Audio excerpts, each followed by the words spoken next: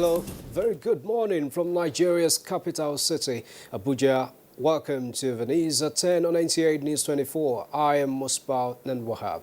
The headlines.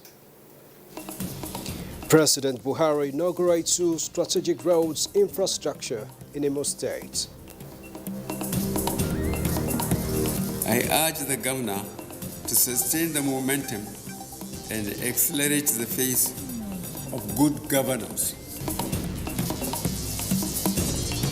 Fights against corruption. EFCC boss reinvigorates efforts to combat financial and economic crimes.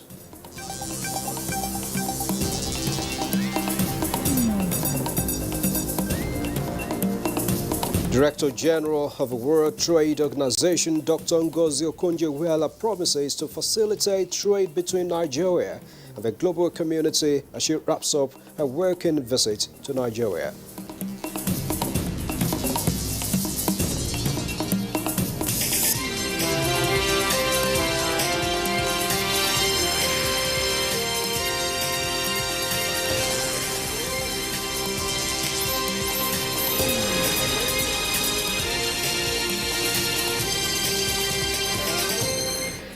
Thanks a lot for joining us. This is the news. Chairman of the EFCC, Abdurrashid Bawa, is reassuring Nigerians that nothing will be left to chance in the renewed drive by the Commission under his watch to rid the country of economic and financial crimes undermining national development aspirations. Addressing this man after a strategic engagement with President Muhammadu Buhari, Mr. Bawa hinted that already financial institutions, especially bankers, have been given 3 months within which to declare their assets. State House correspondent Adamu Sambo reports. He is happy with what he has had so far of the reforms that we are making going forward. During the strategic engagement with President Muhammadu Buhari held behind closed doors, such reform measures aimed at eradicating economic and financial crimes in Nigeria were critically analyzed. President Buhari, who was said to have endorsed the initiatives, mandated the EFCC chairman not to spare anyone in the task of recovering Nigeria's stolen assets from those who abuse trust. We are going to see a very new EFCC in terms of the way we investigate, the way we prosecute, and the way we are executing our mandate as well. We will do our best to ensure that this country is free of economic and financial crimes. We understood that the tail end of every financial crime is for the criminal to have access to the funds that he or she have illegitimately gotten. And we are worried about the roles of financial institutions. And we hope that all financial institutions, particularly the bankers, will declare their assets as provided for by the law.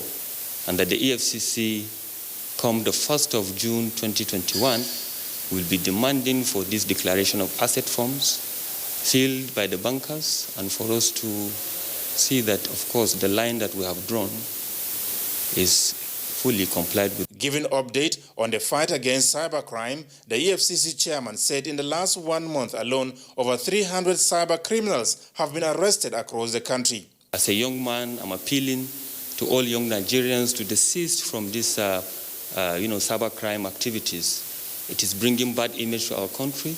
It is also, chasing away a lot of foreign investment that we need. And I call on all parents, guardians, and of course, elders within the society, within the community, to be able to be talking to these, our younger ones, to desist from these, crimes.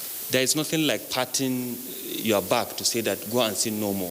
Our laws are not aware of that. It is a crime, it is a crime. Don't cross the line. And as we say in EFCC will get you anywhere, anytime. This is the second meeting between President Muhammadu Buhari and the new EFCC chairman in the last 2 weeks. From the State House, Adamu Sambo, NTA News. And Adamu Sambo also reports that 2 strategic roads infrastructure constructed by the Hope Uzodinma administration in Imo State have been inaugurated.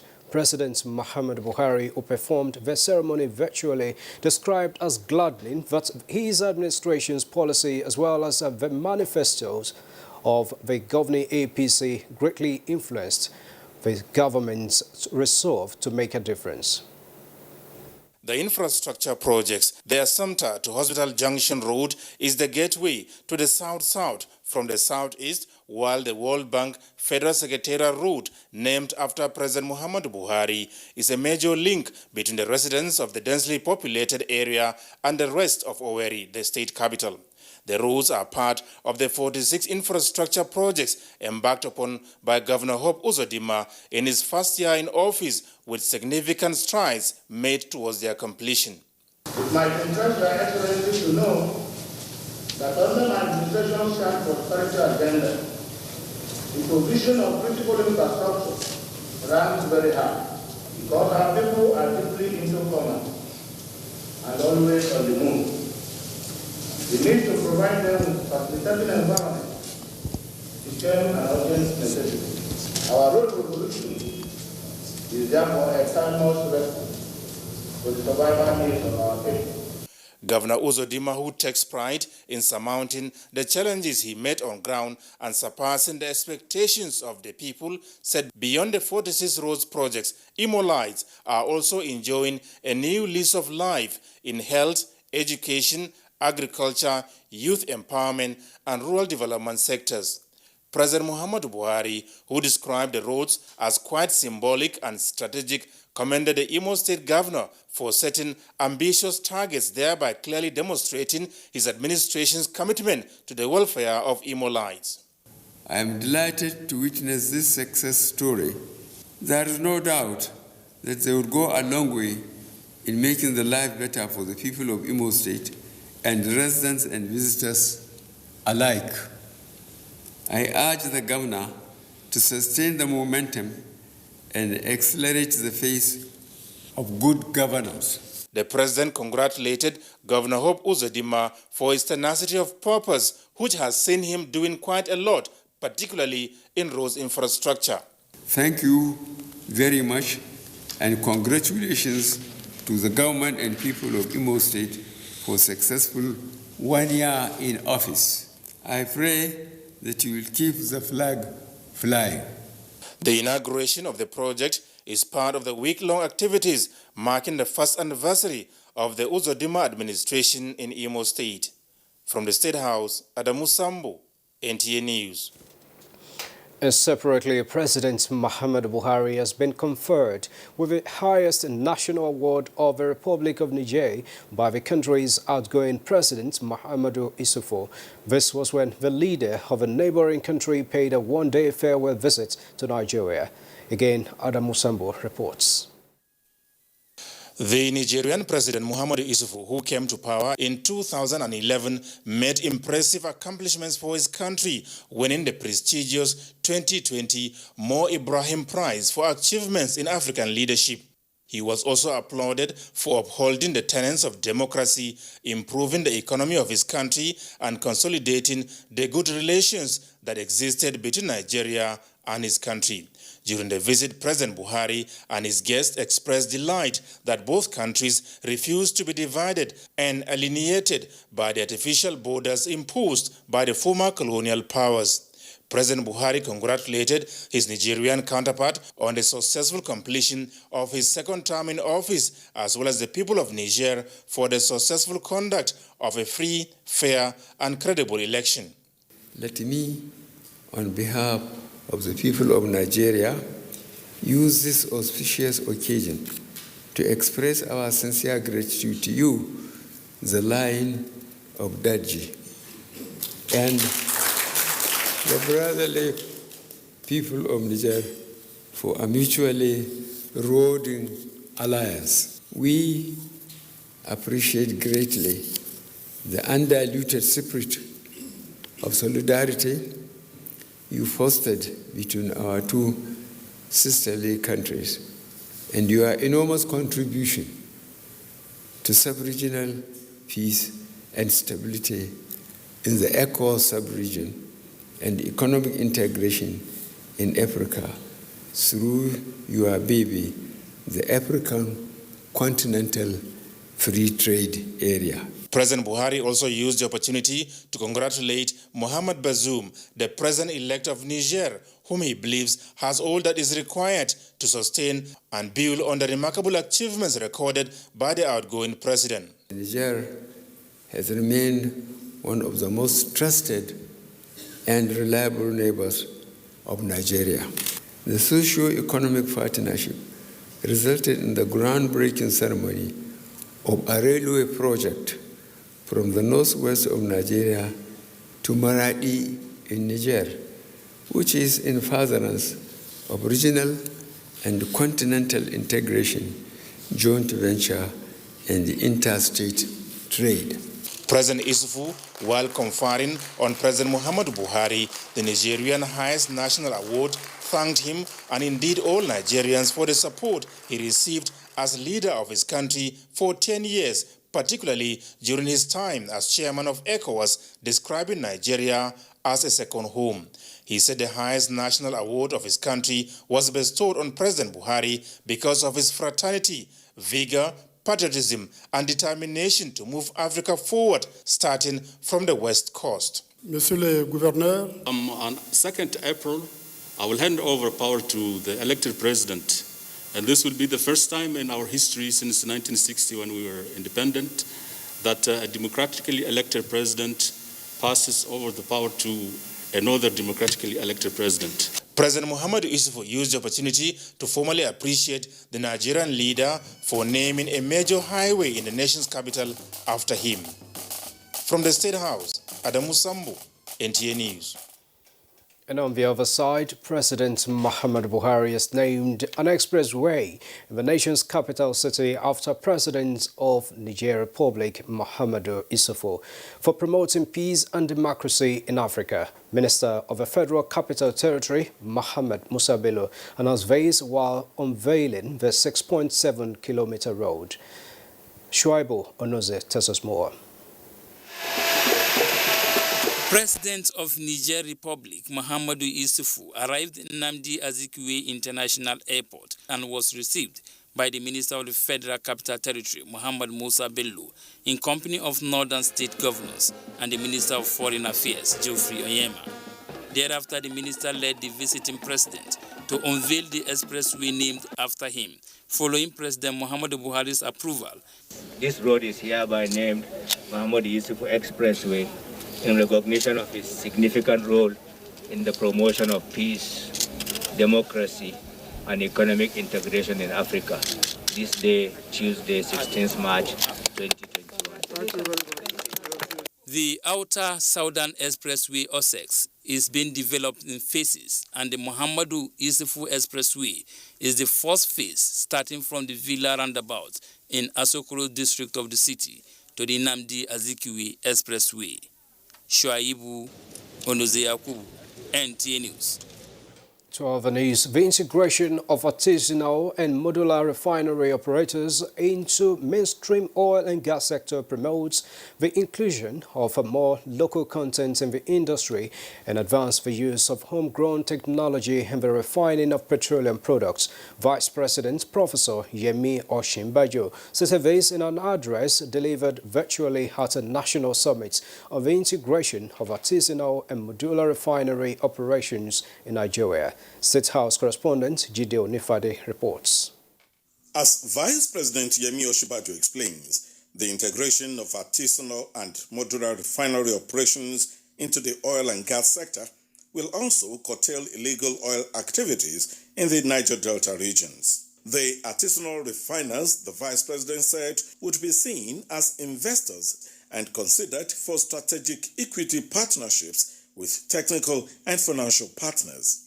And there are other well-articulated concerns. While calling on stakeholders at the summit to fashion a workable and viable blueprint that will guide and facilitate the integration of artisanal and modular refinery operators, the Vice President said the gains of a seamless integration are enormous. It should be recalled that following the President's directive, Vice President Yemi Osinbajo in 2016 embarked on a tour of the oil-producing communities in the Niger Delta in a bid to address lingering issues in the region. This was preceded by a meeting with Niger Delta leaders, which led to the PANDEF 16-point demand to the federal government and was subsequently captured in the federal government's 20-point agenda to develop the region. In Abuja, Jide Onifade, NTA News. This is News at 10 on NTA News 24. After this time out. General of the World Trade Organization, Dr. Ngozi Okonjo-Iweala, wants Nigerian business community to leverage on economic opportunities that COVID-19 pandemic presents.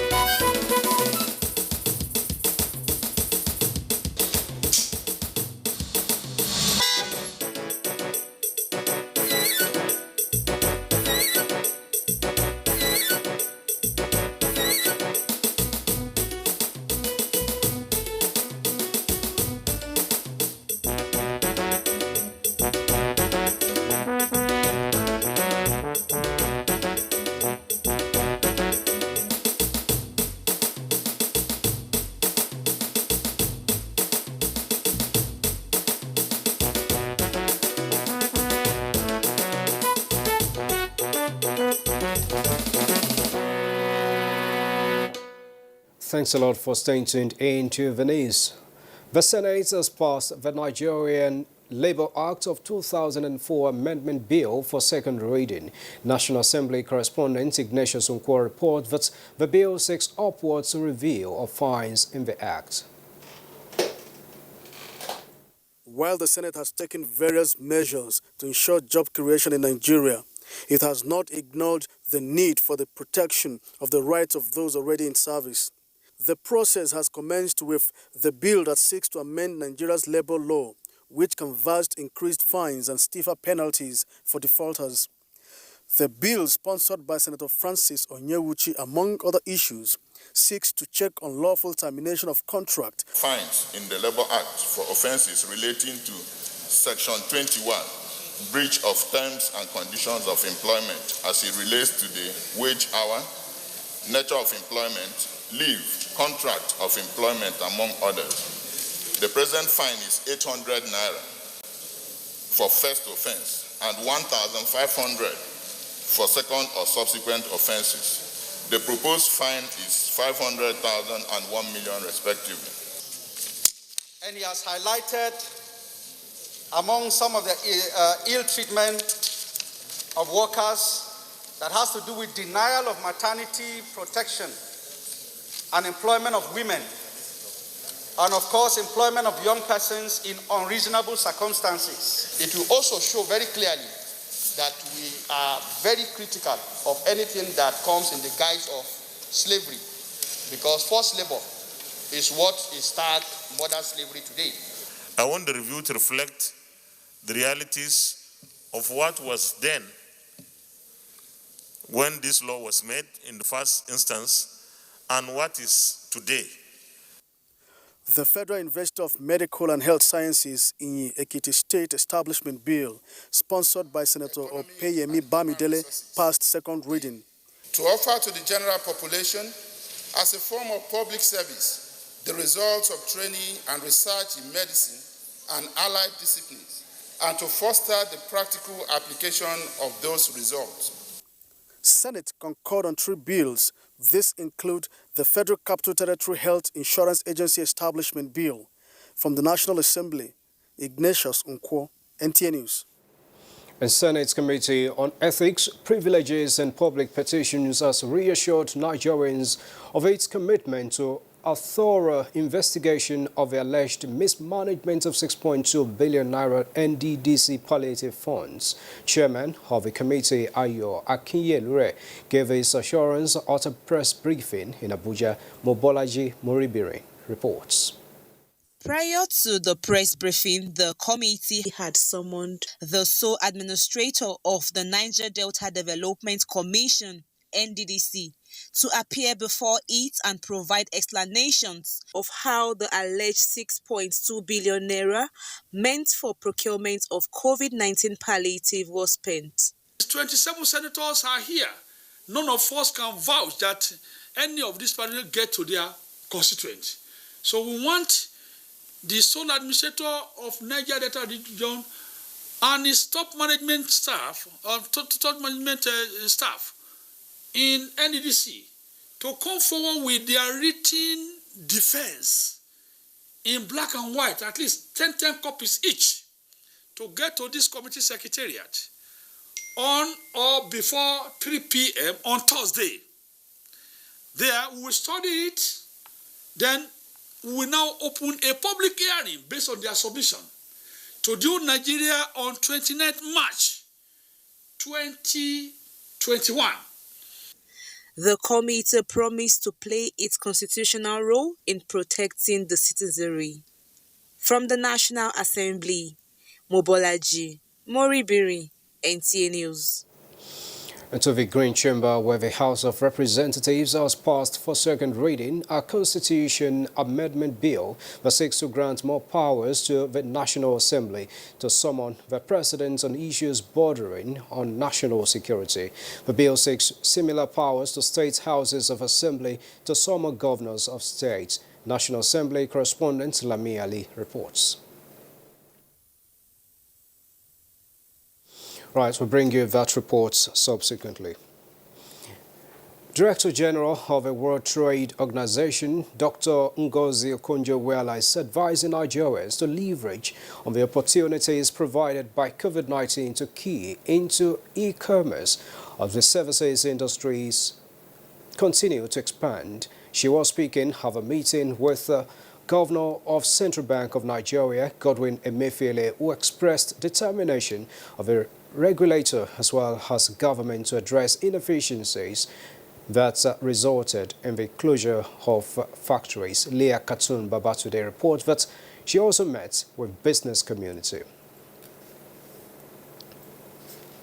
They need. We've now seen what happens. If you have this pandemic and you don't have some ability to provide, you have to wait. Sometimes in a queue where there's supply scarcity. And we've been pushing and pushing through COVAX, but you see everybody is demanding these vaccines. So I think, and medicines. I think we must learn the lessons now because there'll be another pandemic in the future. What are we going to do now to establish the capacity, reinvite investment into that sector? We would need the support of institutions like yourself to work with us. We may have faltered in a few areas, I'm not going to deny that. We will be willing to engage with you in areas where we have concerns. And if those concerns are addressed, I want to assure you, Madam DG, that we will work with you.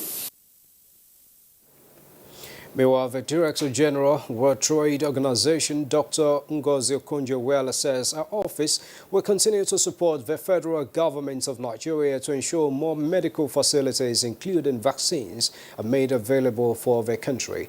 Dr. Okonjo-Iweala stated this when she led a team from Geneva, Switzerland, on a courtesy visit to the Secretary to the Government of the Federation, Boss Mustafa. Kenneth Nanim reports. Dr. Ngozi Okonjo-Iweala assumed duty as the Director General of World Trade Organization about 2 weeks ago and is on a week walking visit to her home country, Nigeria. The new WTO DG is thankful to President Muhammadu Buhari and Nigerians for the support given to her to attain such position. She pledged the commitment of the World Trade Organization to ensure a review of export restrictions occasioned by COVID-19 with a view to enable member countries have access to medical supplies needed to contain coronavirus. There were 91 countries at the beginning who had restrictions and prohibitions on export of medical supplies and equipment. We are now down to 59. So we've reduced considerably, but it's still too many in my view. So one of the things the WTO can do is to work with members to reduce these export restrictions. Secretary to the Government of the Federation, Boss Mustafa, acknowledged Dr. Ngozi Okonjo-Iweala's track records, which brought her to the international scene. and expressed the confidence that she will bring her wealth of experience to bear for the country to benefit in the global trade and investment businesses. Your tenure will bring succor and relief to countries that are under intense economic pressure, with the budget deficits left, right, and center, with the deficits in infrastructure, housing deficit. We definitely believe that your tenure will bring succor to each and every one of us. The WTO DG and the SGF were on the same page on the need to initiate policies that will engender good governance in the country. Kenneth Nanim, NTA News. And right about now, Director General WTO Dr. Ngozi Okonjo-Iweala is about to meet with women entrepreneurs and members of a micro, small and medium-sized enterprises of a conference hall of the Nigerian Export Promotion Council. We may bring you that live telecast in the course of this bulletin. Nigeria will continue to explore ways to attract more foreign direct investment to promote national development. Acting Director General of Directorate of Technical Cooperation in Africa, Mahmoud Adamu said this at a workshop in Abuja. Musa Abubakar reports. With weak economic growth and COVID-19 pandemic driving decline in remittances, World Bank projected Nigeria could lose $2 billion from the diaspora. This is a situation development partners here are concerned.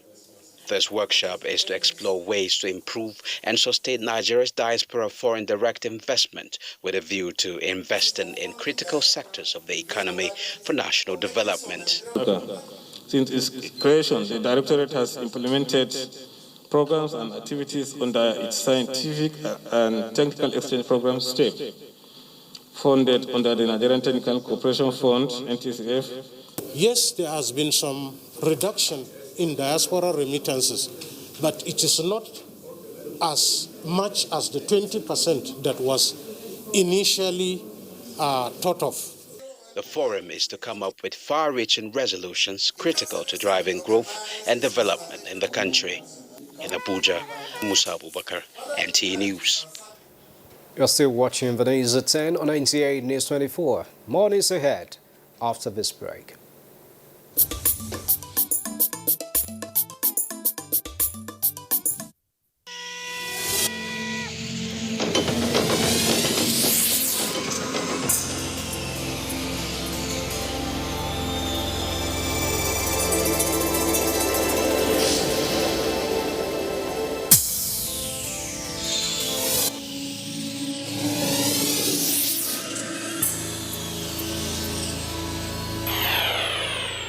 NTA, you can't beat the reach.